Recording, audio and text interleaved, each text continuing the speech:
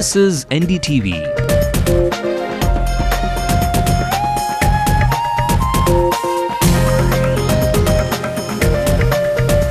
And you're watching NDTV Hindu.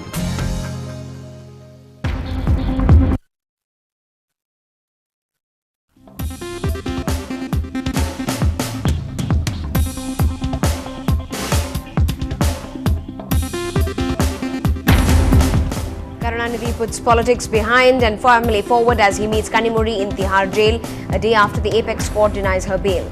Chief Minister Jayalalitha wants Dr. Singh to intervene and rescue 23 fishermen allegedly in the Lankan Navy custody. Yet another reshuffle of officials, this time Rajesh Lakhoni and Swaran Singh feature in the 28 new postings. They were sanctioned 16 lakh rupees each, but in these inflationary days, our politicals seem to have spent much less. It's not believable, these kind of figures, because they need to substantiate these figures with actual proof, because otherwise the common man is definitely not going to believe them. A district educational officer who came to mediate was held hostage by parents and then let off after he gave in to their demands. Meet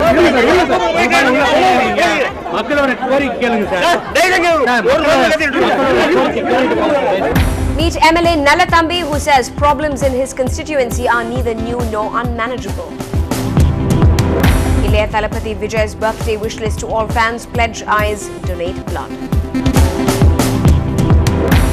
And get off the wall, sing, hum a note and play your instrument on NDTV Hindu. It's World Music Day today.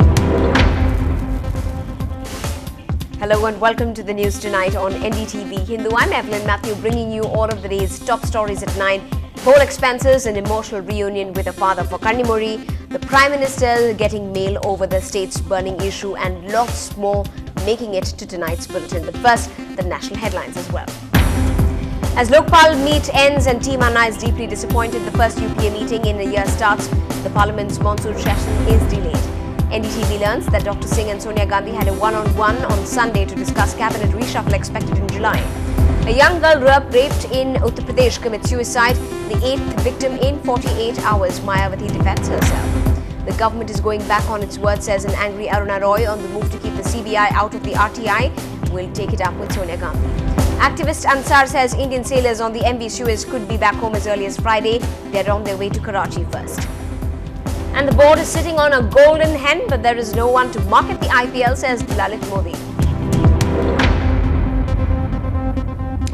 Now, it's been over a month after the state assembly election results were out, but looks like there could be more questions about the assets and the money that was pumped into campaigning this year. The Election Commission released the details of the poll expenditure of the winners in all of the 234 constituencies today. Chief Minister J. Jayalalitha is leading the pack, having spent 9.5 lakh rupees, closely followed by DMK's General Secretary K. Anbaragan, who has emptied over 8 lakh and 45,000 rupees. Significantly, this is higher than his chief M. Karunanidhi, the DMK patriarch, spending just 4.47 lakhs in comparison. AIA-DMK's KP Kandan, the winner of the biggest assembly constituency, has an expenditure slated around 8 lakh 4,000 rupees. Meanwhile, leader of the opposition, the DMDK chief Vijay Kant, who contested from Rishivandyam, has had election expenses amounting to 7 lakhs and 97,000 rupees. The DMK treasurer MK Stalin's accounts stand at over 3 lakh and 32,000 rupees, but overall the losers have even outdone the winners in expenses. Here on, the poll expense limit is now fixed at 16 lakh rupees for each candidate. And we caught up with citizens of Chennai to get a sense of what they think of today's announcement of the poll expenses. Here are a few voices.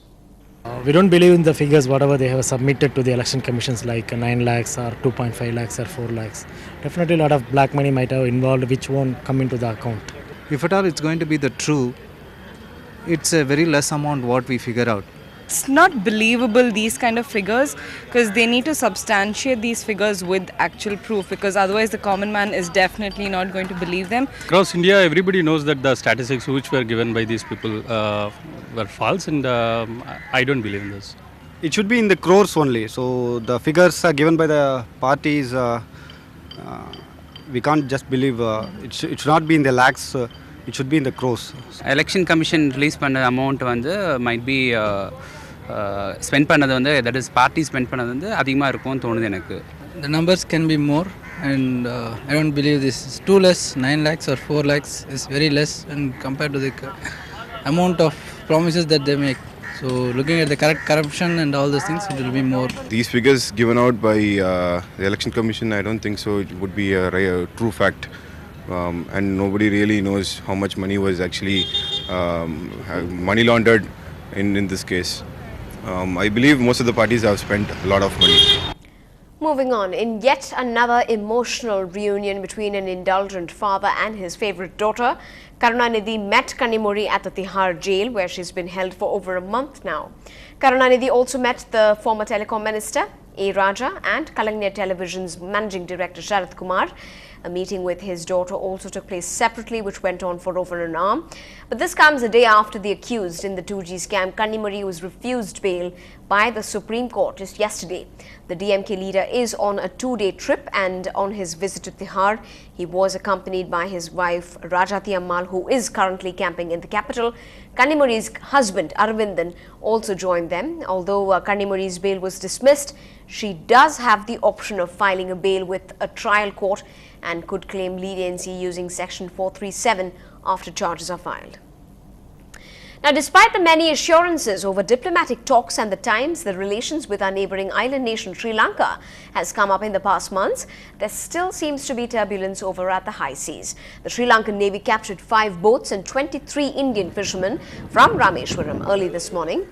Arrested over charges of trespassing into Sri Lankan waters, the men are expected to be released after due legal procedures. But until now, fisheries officials have been in the process of identifying the arrested. This is the 3rd such incident in the recent past.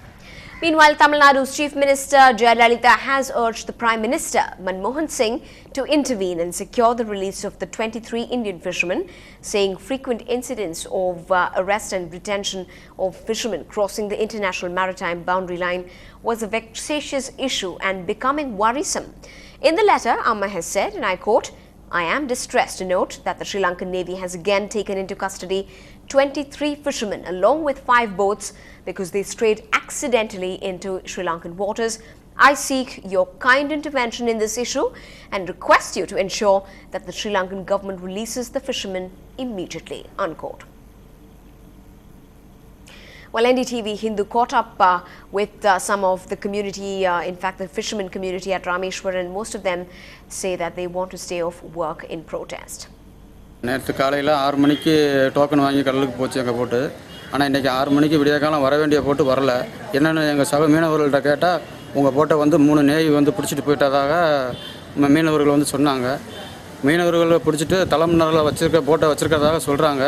ஆனால் இது அரசு நடவடிக்கை, மத்திய சர்க்கார் நடவடிக்கை எடுத்து எங்கள் போட்டையும் எங்கள் ஆளுகளையும் மீட்டி தரேன். நேற்றைய தினம் மீன் பிடிக்க சென்ற படகுகளை 5 ராமேஸ்வரத்திலிருந்து சென்ற படகுகளை 5 படகுகளையும் 23 மீனவர்களையும் இலங்கை கடற்படை வந்து கைது செஞ்சு சிறையில் பிடிச்சி வச்சுருக்காங்க. அந்த படகுகளையும் மீனவர்களையும் மீட்டு அவங்க வந்து ராமேஸ்வரத்தில் வந்து சேர்க்க மட்டும் அரசு சேர்க்க மட்டும் நாங்கள் படகுகள்லாம் கடலுக்கு போகிறதில்லைன்னு ஒரு தீர்மானம் போட்டிருக்கோம்.